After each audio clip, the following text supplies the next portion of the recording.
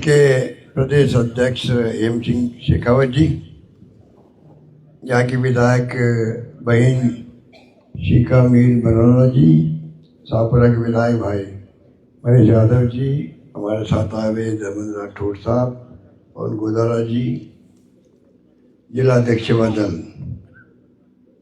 लल्लू राम जी सैनी, और जो पर्यवेक्षक आए हैं दिल्ली से अशोक क्रांतिकारी, पवन चौधरी जी, भगवान साय सैनी जी, विष्णु कुमार सैनी, कमल सिंह यादव, राजेंद्र सिंह जी, श्याम शर्मा जी, मोहन हटेला जी, श्रीमती प्रतिभा नोवाल, प्रफुल्ल विजयवर्गीय जी, कृष्णकांत जोशी जी, नानूराम यादव, गिरिराज जी और लोकेश शर्मा जी, साहिल सैनी जी, भगवान साय सैनी जी, सरपंच साहब और उपस्थित तमाम हमारे सेवा दल के भाइयों और बहनों, नौजवान साथी। सबसे पहले मैं हेम सिंह शेखावत को, तमाम सेवा दल के प्रदेश साथियों को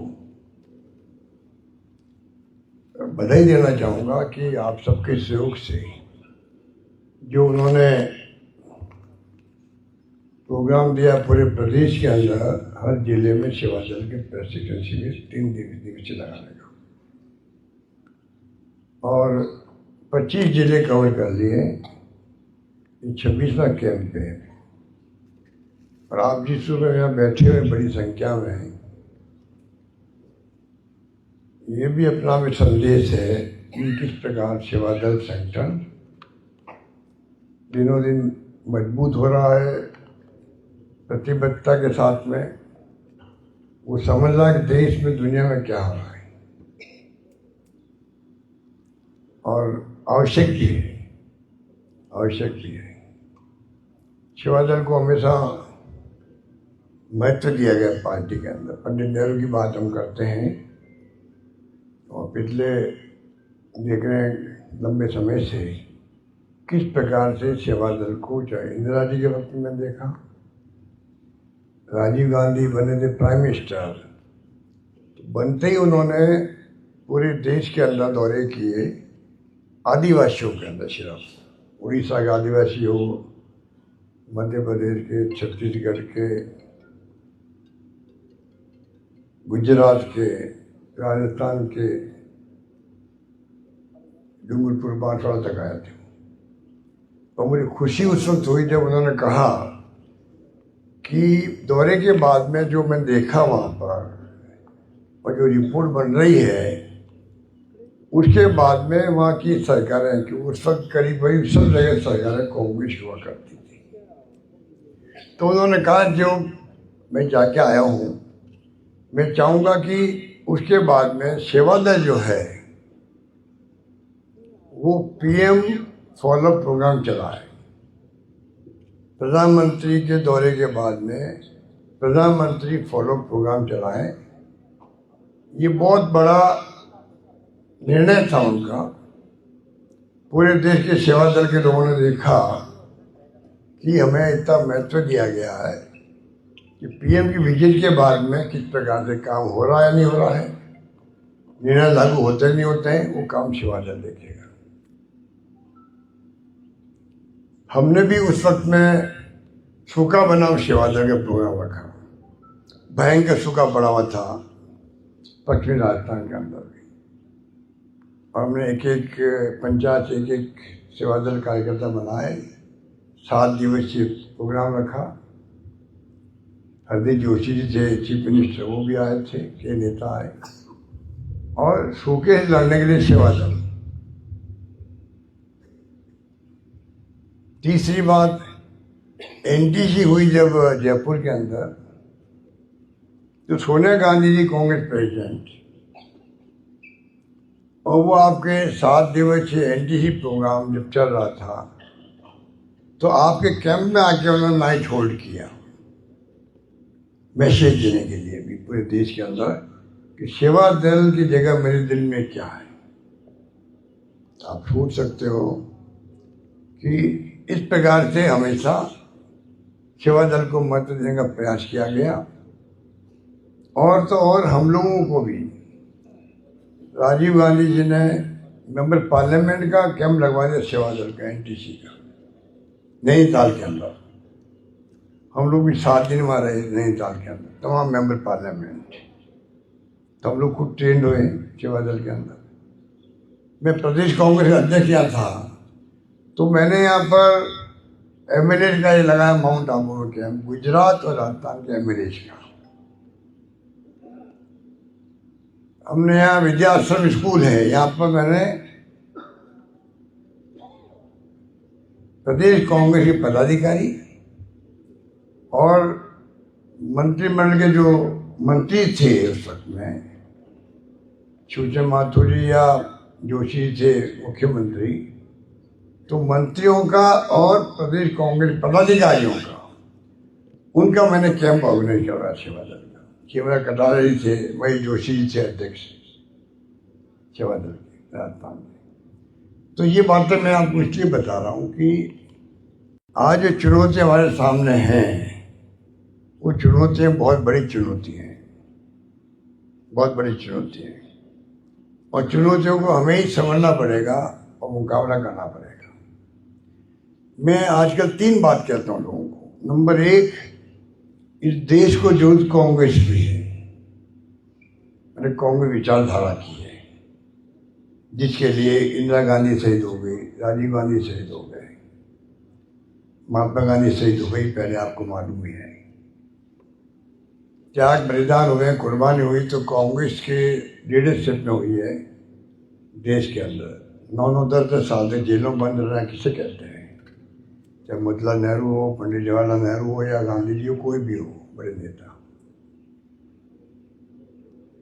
और इन लोगों ने जो आरएसएस और बीजेपी के हैं, इन्होंने अपनी उंगली भी नहीं कटाई है। आप कल्पना करो, झूठ बोलने की हद होती है। परसों प्रधानमंत्री मोदी जी ने कह दिया, जो 100 साल हुए आरएसएस के, कि हमारे आरएसएस के लोग जेलों में बंद रहे। उनको पूछो, 2 नहीं 1 नाम बता दो, 2 मत बताओ, 1 बता बताइए। मतलब इतने बड़े झूठ बोलना, ये भी हिम्मत का काम है, हिम्मत का काम है। इतना बड़ा झूठ, कितनी बड़ी हिम्मत है प्रधानमंत्री मोदी जी में। हमारे आरएसएस के लोग जेलों में बंद रहे। एक हेडगेवार साहब जो आपके संस्थापक है, वो जरूर गए होंगे जब वो कांग्रेस के अंदर थे, वो परिवार में थे। बाद में सेवा दल बनाए उन्होंने, जब बनाई बीच में बना ली, आरएसएस बनाई, उसमें जो है वो छोड़ के थोड़े दिन के लिए आए जेल के, ऐसा कुछ किया मैंने सुना। वो उसमें कांग्रेस परिवार में थे, पूरी तरह गए नहीं थे वो। उसके अलावा कोई गया क्या आज तक? अरे सेवा दल वाले मुखबरी करते थे, रिकॉर्ड कहाँ यार, आरएसएस वाले आरएसएस वाले मुखबरी करते थे। बताइए आप, मुखबरी क्या? आपको तो कई लोगों को मालूम होगा कि आरएसएस वालों ने क्या किया, अंग्रेजों का साथ दिया। करो या मरो, 2 और 2.5 वाली बात थी गांधी जी की, साथ अंग्रेजों का दिया इन लोगों ने। अंग्रेजों का साथ देने वाले लोग, मुखबरी करने वाले लोग, आप बताइए, आज ठेका ले रखा देश का चलाने का, ध्रुवीकरण कर रहे हैं हिंदू मुसलमान सिख ईसाई भारतीय जैन, जातियां अलग, धर्म अलग, भाषा अलग हो देश के अंदर। ऐसे मुल्क को एक अखंड रखा कांग्रेस ने, अपनी नीतियों से रखा है, डॉक्टर अम्बेडकर के संविधान से रखा है, तब एक रहा, अखंड रहा है। खालिस्तान नहीं बनने दिया। इंदिरा गांधी को मालूम था, मैं खुद मंत्री था उनका, मुझे उन्होंने कहा, और वही हुआ बाद में, वही हुआ, उनकी हत्या कर दी गई। उनको मालूम था कि मेरी हत्या हो सकती है। उड़ीसा में 1 दिन पहले कह दिया उन्होंने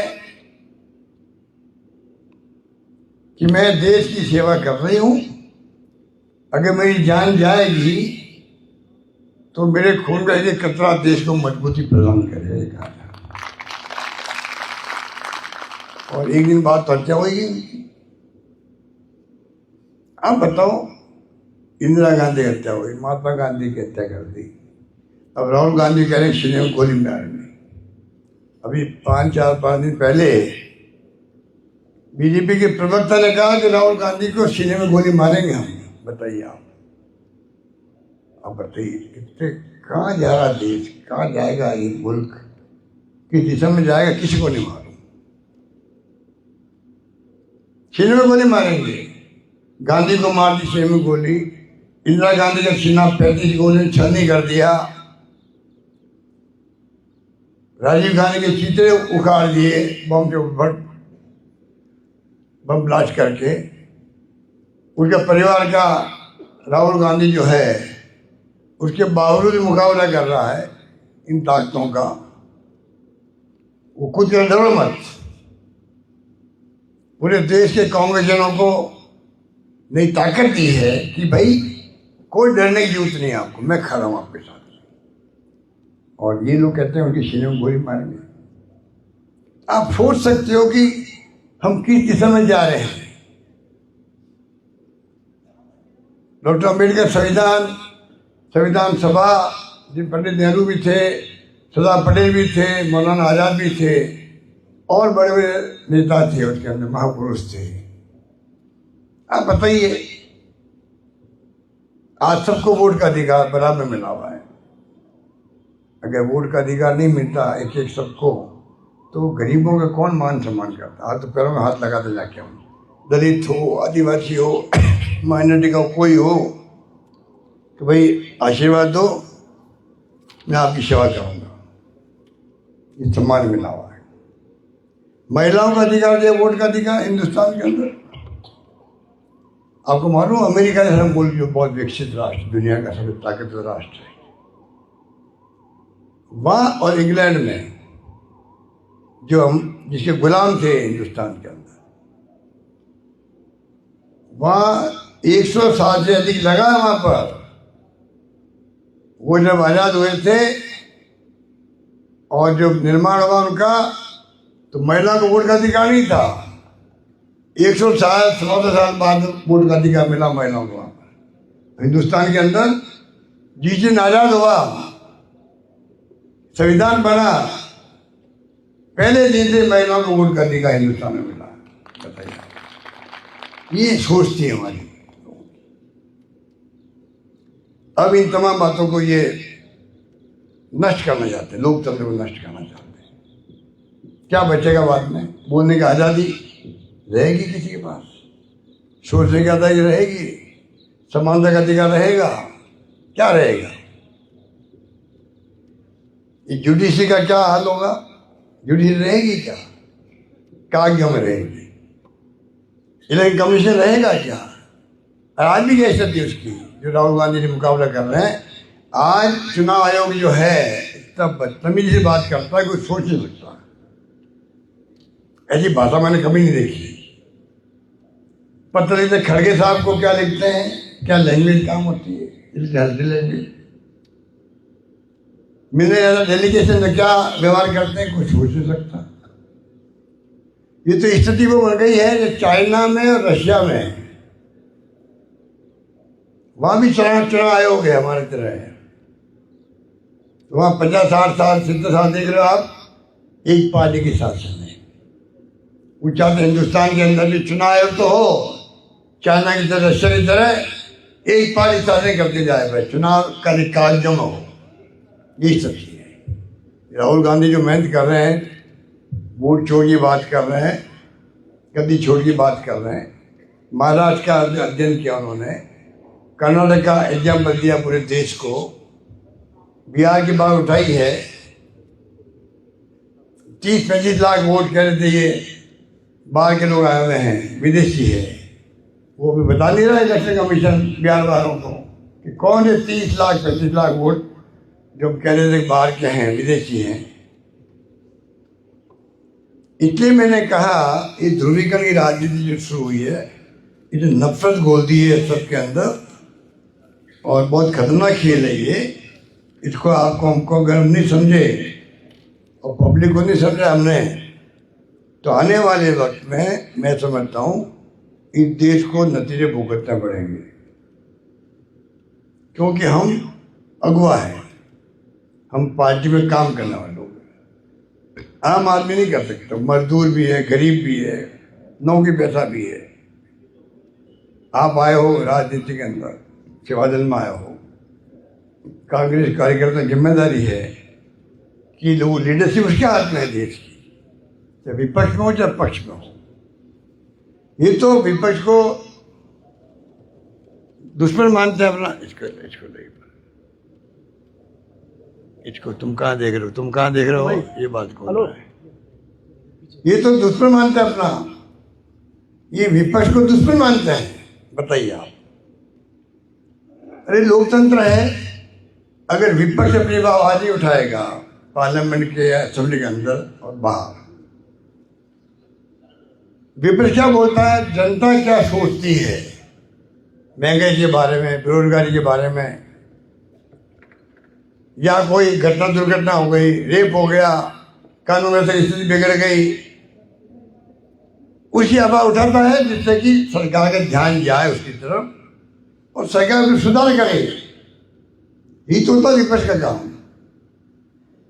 इन्होंने दुश्मनी पाल ली है, ये विपक्ष जो है दुश्मन हमारा है। वैसे ही व्यवहार करते हैं राहुल गांधी के साथ में, पार्लियामेंट के अंदर ही बोलते हैं, पार्लियामेंट के बाहर भी देखते हैं। अगर विपक्ष नहीं रहेगा तुम पक्ष किस बात के हो?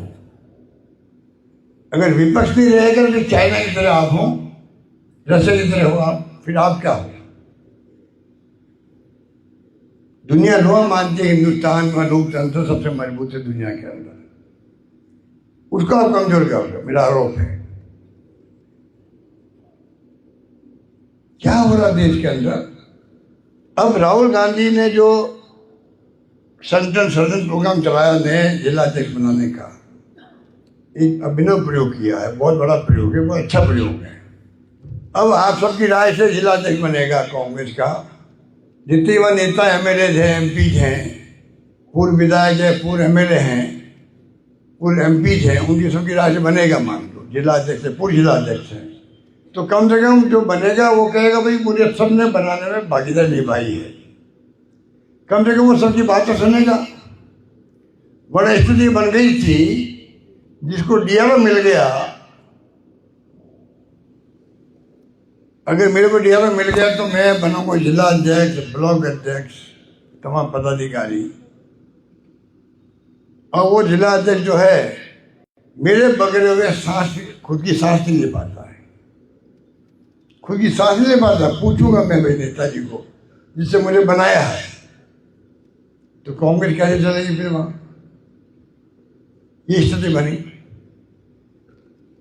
अब जो है एक क्रांतिकारी फैसला मानता हूं मैं इसको, जिसमें सबकी राय के बाद में राहुल गांधी खुद फैसला करेंगे कि भाई जिला अध्यक्ष के नाम 6 नाम आए हैं, 3 नाम हुए, इसमें ही नाम ठीक रहेगा, कम से कम 90% प्रॉब्लम हो जाएगा। थोड़ा बहुत तो फिर भी रहता है भाई जी कि जो प्रभावशाली है, काम करता है, उसकी चलती भी है। तो कहने का मतलब ये कि जो बदलाव आ रहा है उसको समझो आप लोग। ट्रेनिंग कैंप का मतलब यही है, जो प्रशिक्षण शिविर लगाए हैं उसका मतलब यही है कि इसके माध्यम से आप लोग 3 दिन बैठ करके आप चर्चा करेंगे, आपस में खुल के बातचीत करो। हमने सरकार में विभाग बनाया था एक, इसका नाम था peace and non violence, Hindustan में कहीं नहीं है।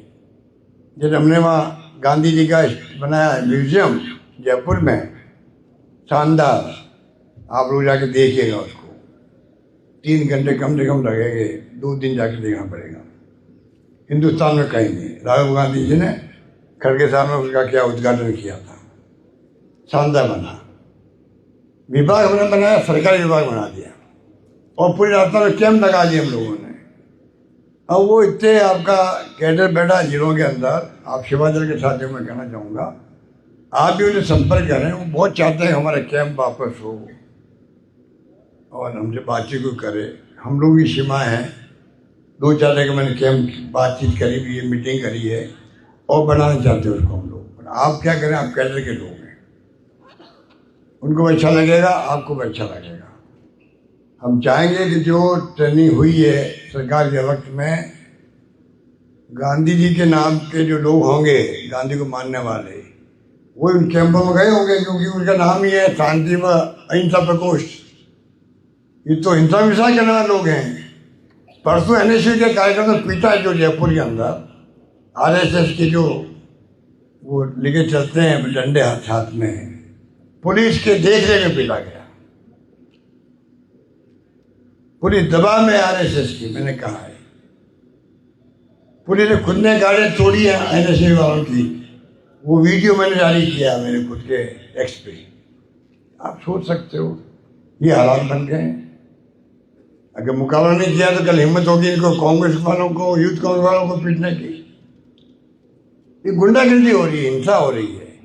कांग्रेस का लोगों का विश्वास कभी नहीं रहा हिंसा के अंदर। ये बदले की भावना पालते, हम नहीं पालते। हम सत्ता में आते हैं तो कभी नहीं थे आरएसएस का बीजेपी का तंग करो, बेमतलब अन्याय करो, अत्याचार करो।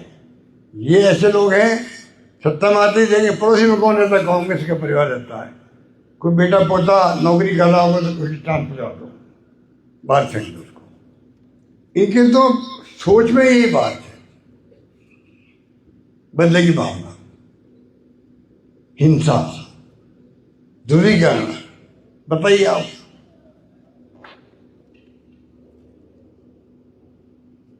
तो आप सोच सकते हो कि किस प्रकार से जो कुछ हो रहा है देश के अंदर, उसमें जिम्मेदारी सबसे ज़्यादा किसकी है, कांग्रेस की है। इसलिए मैंने कहा आपको, समझिए बेरोजगारी की बहुत भयंकर है, महंगाई की है, उस पर इश्यू बनना चाहिए। मोदी जी क्या करते हैं आपको मालूम है, कौन कौन नया मुद्दा लेके आ जाते हैं जान डाइवर्ट करने के लिए। राहुल गांधी पर आरोप लगाएंगे, विदेश में जाकर क्या बोलते हैं राहुल गांधी, उनको पूछे राहुल गांधी विदेश में कोई बोलते हैं जो देश में बोलते हैं। पार्लियामेंट के अंदर या बाहर बोले होंगे, वही राहुल गांधी बोले होंगे अमेरिका में, इंग्लैंड में कहीं जाते तो भी गए अमेरिका के, साउथ अफ्रीका के अंदर, वही बोलते हैं या बोलते हैं। क्योंकि आजकल तो इंटरनेट है, मोबाइल फोन है, बातें कोई छिपती थोड़ी है। कोई बोला अपन यहाँ मीटिंग कर रहे हैं, कोई चाहे अमेरिका में तो देख सकता है कि आप कौन कहाँ बैठा हुआ है, कौन क्या बोल रहा है। ये तो राजीव गांधी का सपना था जो 21वीं सेंचुरी का, वो आया है, वो सामने है। कंप्यूटर आ गए, मोबाइल फोन आ गए, इंटरनेट आ गए। लोग सोचते नहीं थे उस वक्त में, राहुल गांधी राजीव गांधी के जमाने में जब हम लोग उनके हाथ मंत्री थे। आज सब कुछ आया है देश के अंदर भी। इसलिए मैं कहना चाहूँगा कि आप लोग जो है दिमाग में रखें किस प्रकार इस ध्रुवीकरण का मुकाबला करना है। जैसे राहुल गांधी ने कहा कि नफरत के बाजार में मोहब्बत की दुकान, 2 सेंटेंस से बातें करती है। अब आपके हमारे ऊपर है कि राहुल गांधी के एजेंडा को हम गांव तक, गरीब तक कैसे पहुंचाएं, कैसे पहुंचाएं। ये जो है, अब ये हमारे हाथ में है। अकेले राहुल गांधी कुछ नहीं कर सकते। हजार लाखों कार्यकर्ता मिलकर के जब उतरेंगे मैदान में, जाएंगे, घर घर जाएंगे, समझाएंगे। कल प्रोग्राम दिया आरएसएस ने, वो क्या करें, एक घर में जाओ, 15 मिनट तक उन्हें समझाओ। देख पढ़ा होगा आप लोगों ने,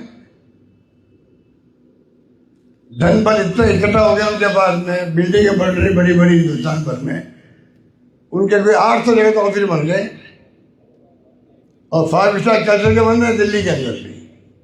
आरएसएस के अलग बन रहे हैं, आरएसएस के सेंटर बने हुए अंशुमान जी कहलाते होंगे, वो उनके अलग भवन बन रहे हैं। चुनाव में धन बल का इस्तेमाल कर रहे हैं लोग चुनाव जीतने के लिए। वोटर लिस्ट में गड़बड़ कर रहे हैं लोग। आगे चुनाव लड़ना भी आपको है तो आपको अभी तैयारी करनी पड़ेगी। आगे चुनाव कोई मामूली नहीं होने वाले हैं, घमासान होने वाला है। ये इतना धन बल के आधार इतने मजबूत हो गए हैं, पैसा देंगे तो खरीद लेते लोगों को। आपको कैडर बेस्ड लोगों को तैयार करना पड़ेगा जिसपे आपको विश्वास हो, जो बूथ के अंदर बैठे, बाहर बैठे, कैंपेन करा जाके गांव गांव में, वो सब आपको करना पड़ेगा। पता नहीं लगेगा आपको ये क्या हो गया, परिणाम कैसे आगे उल्टे। इसलिए मैं कहना चाहूँगा कि कृपा करके आप जो है दिमाग में रखें और मजबूती के साथ में आप लोग कैसे कांग्रेस के लिए हम लोग मजबूत करें, कांग्रेस पार्टी को भी। मैंने कहा आपको 3 बातें हैं। एक तो कांग्रेस को देश की जरूरत है, मैंने कहा आपको विचारधारा कांग्रेस की है, देश की है, संविधान की मूल भावना है। प्रियम्बल जो संविधान का है अपने घरों में लगवा दो फ्रेम करके, मैंने लगवा रखा है। कोई आए वो आपके परिवार के बच्चे ही पढ़े, उसको बचपन से मालूम पड़ेगा अम्बेडकर के संविधान की मूल भावना क्या है, आम जनता के लिए, गरीबों के लिए समानता का अधिकार है, वो क्या है, वो समझ में आए उसको, और लगवाओ लोगों को जा करके। और दूसरा, अगर कांग्रेस की जरूरत है देश को, तो कांग्रेस मजबूत करना आवश्यक है। मजबूत होगी तो आप लड़ पाओगे, और मजबूत करने के लिए जरूरी है तमाम कांग्रेस जन अपने मतभेद भूल करके एकजुट हो और आगे बढ़े। ये भावना सब में होनी चाहिए। कार्यकर्ता भी कंफ्यूजन में है, कोई झगड़े की जिले में है स्टेट लेवल पर, तो मैं किसके यहाँ जाऊँ, किससे क्या बात करूँ, वो सब तमाम कंफ्यूजन चलता रहता है कार्यकर्ताओं के दिमाग में। तो कार्यकर्ता भी दिल से काम नहीं कर पाता बेचारा, कि मैं कहीं जाऊँगा तो कहे तू उस गुट का है, वो क्या तू उस गुट का है। उस चक्कर के अंदर काम नहीं हो पाता है। वो वक्त नहीं है अभी आप 44 पे आए हुए हो पार्लियामेंट के अंदर, 44 54 पे आए, 54 जब आया 99 पे आए हो राहुल गांधी के हिम्मत से। कहाँ हो आप? 414 हमारे थे MP, राजीव गांधी के वक्त में 414 MP थे 542 में से, 572 में से। बताइए आप, 542 में थे, मैं ही पार्लियामेंट में था। कहाँ तो 414 और कहाँ 44, 54 और 99। तो आपको चाहिए कि अगर हम चाहें तो नई पीढ़ी, आपकी पीढ़ी, आने वाली पीढ़ी कांग्रेस को संभाल दी जाएगी तो देश बचेगा, एक रहेगा, अखंड रहेगा। जज्बा रहेगा हर कार्यकर्ता में हमारे कि मुझे कितनी बड़ी कुर्बानी देना पड़े मैं दूंगा, पर मैं देश को एक रखूंगा, अखंड रखने के लिए काम करूंगा। जो हमारे बाप दादाओं ने फ्रीडम मूवमेंट की लड़ी थी, अंग्रेजों से भगा दिया उनको, जेलों में गए, लाठियाँ खाई, गोलियाँ खाई, फांसी के फंदे में चले गए तो लोग, वही काम मुझे करना है। ये जज्बा आगे जाके पैदा होगा आने वाली पीढ़ियों के लिए, तब जाकर के आप कांग्रेस का जो है मजबूती देंगे, कांग्रेस देश को बचाएगा। इनके हाथों में रह गया देश। रशिया हमारा मुल्क मित्र था, इंदिरा गांधी ने पाकिस्तान के 2 टुकड़े किए। मैं ही बचपन में गया था वहाँ बॉर्डर पर, 1 करोड़ शरणार्थी आ गए थे बंगाल के बॉर्डर पर। हम लोग बच्चे थे, गए वहाँ शरणार्थी शिविरों में काम करने के लिए। वो माहौल आज ही मुझे याद है। उस वक्त में जो है क्या माहौल था, अलग माहौल था। और आज ये क्या कहते हैं, कभी नाम लेते हैं इंदिरा गांधी के लोग, कभी नाम लेते हैं पंडित नेहरू का, उनका क्या योगदान था देश के लिए।